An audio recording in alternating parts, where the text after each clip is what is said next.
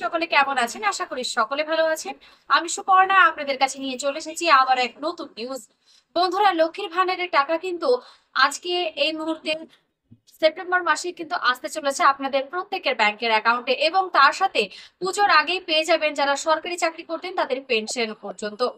কবে থেকে এই পেনশন দেওয়া শুরু করবে, যাদের এখনো পর্যন্ত পেনশন এসে ঢোকেনি তাদের কবে এসে পেনশন ঢুকবে, সমস্তটাই জানাবো আজকে আপনাদেরকে বিস্তারিতভাবে আজকের এই ভিডিওর মাধ্যমে।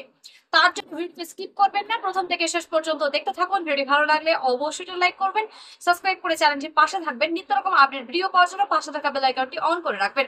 আপনাদের জন্য প্রমাণ শুধু দেখাই যে লক্ষ্মীর ভান্ডারের টাকা কবে থেকে ঢুকতে শুরু করছে এবং তার সাথে পেনশনও কিন্তু ঢুকবে। তো চলুন আপনাদেরকে জানাই।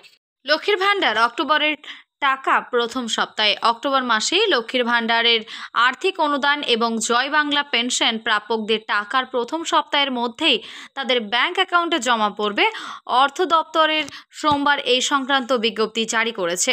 সরকার কর্মীদের বেতন, অবসরপ্রাপ্তদের পেনশন সঙ্গে লক্ষ্মীর ভান্ডার ও জয় বাংলা পেনশনের টাকা পুজোর আগে কোন তারিখে দেওয়া হবে এই নিয়ে ব্যাপারে অর্থ দপ্তরের কয়েকদিন আগেই একটি বিজ্ঞপ্তি জারি করে। তাতে বলা হয়েছিল সেপ্টেম্বর মাসের লক্ষ্মীর ভান্ডার ও জয় বাংলা পেনশনের টাকা 1 অক্টোবর থেকেই ব্যাংকের অ্যাকাউন্টে জমা পড়বে।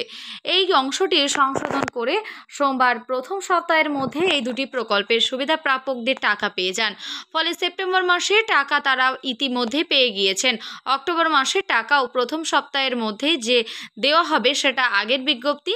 ওই লাইনটি সংশোধন করে জানিয়েছে অর্থ দপ্তর, কারণ এটা না করলে একটা বিভ্রান্তি তৈরি হতো। সরকারি কর্মী ও সরকারি অনুদান প্রাপ্ত সংস্থার কর্মীদের মাসের শেষ কাজের দিনে আগে ওই মাসের বেতনটা পান। এবার সরকারি অফিসে শুরু হচ্ছে 26 সেপ্টেম্বর শুক্রবার থেকে 24 থেকে 25 তারিখের এবার বেতন দেওয়া হবে, সেটা আগের বিজ্ঞপ্তি জানানো হয়েছে।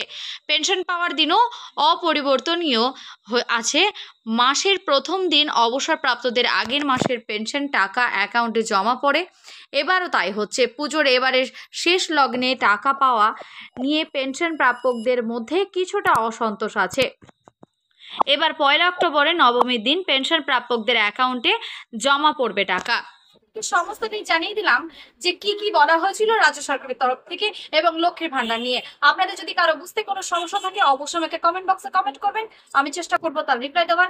দেখা হচ্ছে নেক্সট কোনো ভিডিওতে, ততক্ষণ সুস্থ থাকবেন, ভালো থাকবেন। আজকে এই পর্যন্তই।